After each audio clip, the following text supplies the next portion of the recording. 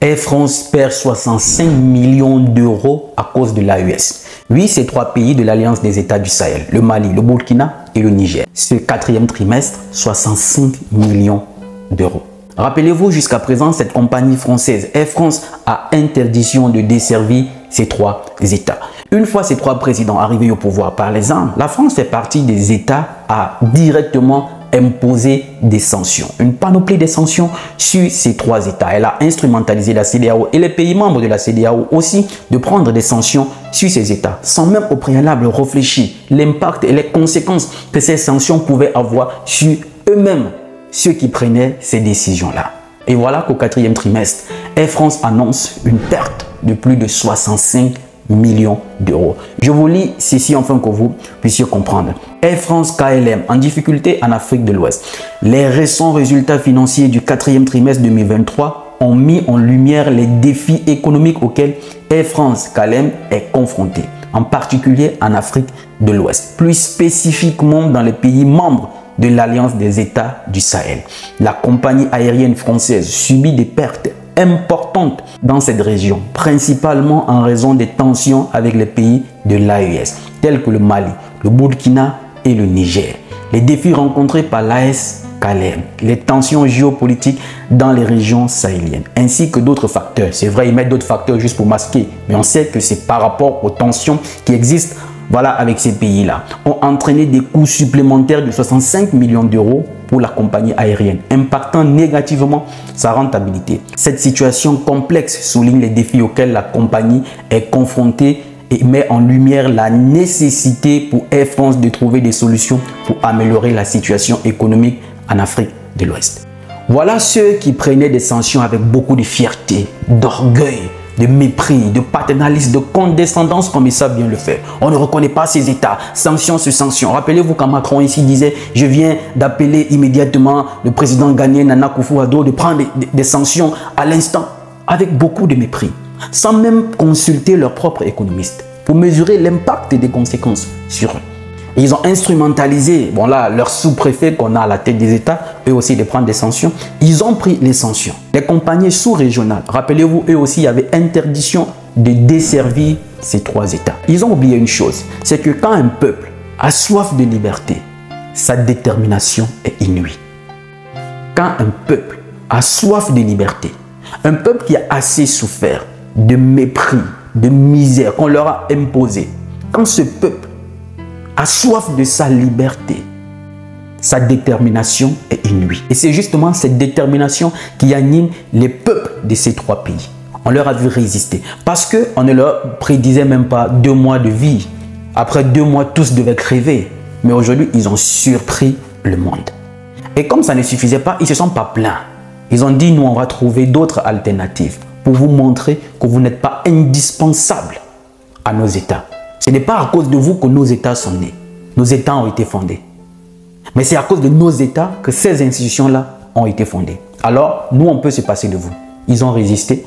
Et puis, ils ont trouvé un moyen de se mettre ensemble pour lever la tête de l'eau. Et aujourd'hui, les sanctionneurs sont en train eux-mêmes de subir les conséquences des sanctions imposées. En premier, la France. C'est juste qu'eux, ils n'en parlent pas. Comme ils savent bien mentir dans leurs médias de propagande, ils vont garder. Mais c'est juste qu'une infime partie des sanctions que eux aussi, ils sont en train de subir là, les conséquences avec Air France. Sans compter les sous-préfets qu'on a dans la CEDEAO, qui eux aussi, c'est leur population, leur propre peuple qui ont commencé eux-mêmes à subir les sanctions qu'ils ont imposées à ces trois États. Les sociétés du Nigeria, du Bénin, de la Côte d'Ivoire, un peu partout, ils ont commencé à ressentir les répercussions, le poids des sanctions qu'on a imposées à ces trois pays.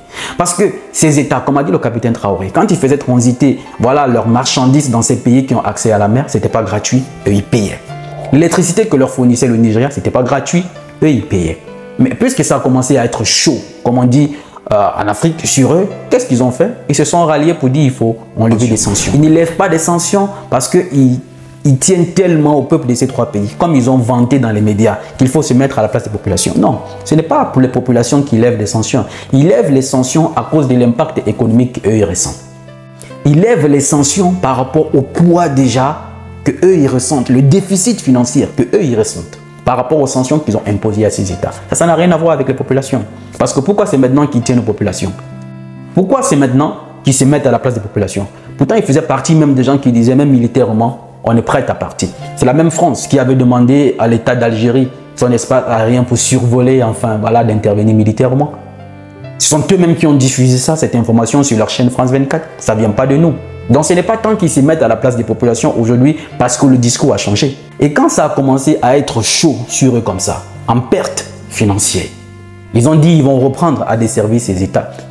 C'est là où ces pays se sont réunis et se sont dit jamais. Rappelez-vous ici par le ministre des Affaires étrangères du Mali qui a dit jamais. Vous n'allez pas reprendre. Ça ne se passe pas comme ça. Ça ne se passe pas comme ça. Vous avez décidé de façon unilatérale d'arrêter de desservir nos capitales sans toutefois nous donner un préavis comme si vous étiez chez vous. Et ça a toujours été leur chemin de bataille. Ça a toujours été leur façon de fonctionner. Mépris, orgueil, condescendance, paternalisme, au mépris des règles que eux-mêmes ils ont établies. Ils ont décidé d'arrêter complètement de desservir ces États-là. Et après, ils reviennent pour annoncer qu'ils vont reprendre. Les États leur disent non, ça ne se passe pas comme ça.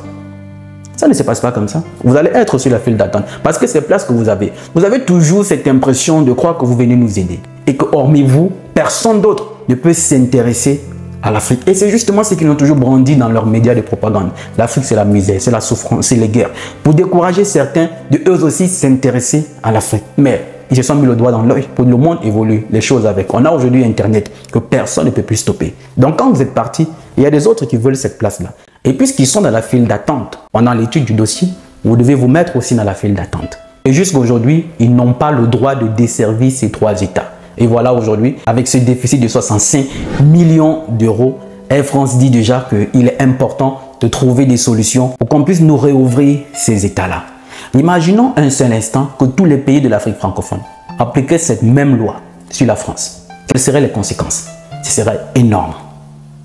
Ce serait énorme. Comme disait Samuel Eto'o dans une interview, à partir du moment où vous touchez au porte-monnaie de quelqu'un, vous touchez à sa poche, il va trouver des solutions. À partir du moment où vous touchez les finances déjà de quelqu'un, il va trouver des solutions. Et l'AES, ils ont compris. Ces trois présidents courageux qui ont décidé au péril de leur vie d'aller jusqu'au bout en osant prendre des décisions fortes et s'opposer à ceux qui, il y a quelques années, quelques décennies en arrière, on se disait c'était impensable de s'opposer à ces gens-là. Parce qu'ils nous ont mis à l'esprit que nos vies dépendaient d'eux. Mais voilà trois présidents courageux qui disent ça suffit comme ça. On va donner une nouvelle orientation à nos États. Même sans vous, on peut lever la tête de l'eau. Et voilà, ils sont passés à l'action. Ils ont commencé déjà à subir les conséquences. Qu'est-ce qu'ils font? Ils instrumentalisent maintenant la CEDEAO. Oh, il faut enlever les sanctions. Il faut enlever les sanctions. Les sous-préfets aussi qu'on a là-bas, qui ne pensent pas à leur population. Réunion d'urgence. On a pensé aux populations et on s'est dit il faut lever les sanctions. Non, vous ne levez pas les sanctions par rapport aux populations. Vous levez les sanctions par rapport au déficit financier que vous êtes en train d'enregistrer. Depuis que vous avez érigé ces sanctions face à ces États-là. Et rappelons qu'eux, ils font tout pour nous asphyxier. Un vol Paris-New York dure en moyenne 8h40 minutes. La moyenne normale, 8h40 minutes. Paris-New York. Mais un vol Paris-Abidjan, c'est 6h40 minutes. Ça veut dire 2 heures de moins. Mais le billet d'avion Paris-Abidjan coûtera 2 fois plus cher qu'un billet d'avion Paris-New York. Pourtant, la durée, il y a 2 heures de plus. Ça veut dire que ces gens, ils font tout en fait pour nous maintenir, pour nous écraser, nous asphyxier. Paris-Dubaï, c'est 6h20 minutes. Paris-Libreville, Paris-Douala, c'est 6h40 minutes. Ça veut dire quasiment la même durée. Mais le billet Paris-Libreville, Paris-Douala coûtera 2 fois plus cher que le même billet qui fait Paris-Dubaï. Ce n'est pas fait à dessein, c'est faire exprès. Pour nous asphyxier. Hormis la complexité pour l'obtention de leur visa, mais eux ils viennent chez nous comme ils veulent, il y a aussi cette partie billet d'avion, qui est un moyen aussi pour eux de nous asphyxier davantage. Mais voilà 3 États courageux qui ont dit ça suffit comme ça. Vous aussi vous pouvez subir les conséquences comme nous avons subi pendant un certain temps. Il suffit qu'on touche à votre portefeuille. Et c'est justement ce qu'ils ont fait. Et voilà pourquoi ils sont passés d'humiliation à une humiliation quand ils disaient qu'ils ne partiraient pas du Niger. C'était à cause de l'uranium. Le président Babo lui-même l'avait dit que voilà, c'est pas parce qu'ils aiment tant Bazoum, c'est pas parce qu'ils ils lui ont promis qu'on va le sortir de là et le remettre au pouvoir. C'était que du mensonge, c'était pour de l'uranium. Parce qu'au prix auquel ils achètent l'uranium au Niger, il ne sera jamais le même prix auquel ils vont acheter au Canada. Alors il faut tout faire pour être là-bas et avoir quasiment voilà, ces matières premières à vil prix. Ces présidents ont compris. À partir du moment où tu touches au portefeuille de quelqu'un, il va trouver des solutions. Il va trouver des solutions. Et là, c'est une grosse leçon de vie que ces trois États nous ont tous appris. À partir du moment où le respect, l'estime et la considération ne sont plus servis sur une table, lève-toi et claque la porte. Ils se souviendront de vous. À partir du moment où le partenaire que tu as en face n'est plus sincère, a trahi la loyauté, claque la porte. Ils se souviendront de vous.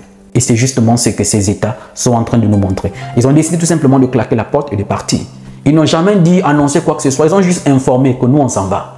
Mais c'est les autres qui font les réunions d'urgence pour dire, non, on se soucie de vos États. Nos populations ont grandi ensemble. Pour pas partir comme ça, union d'urgence. Aujourd'hui, ils ont enlevé toutes les sanctions sans que ces pays n'ont rien demandé.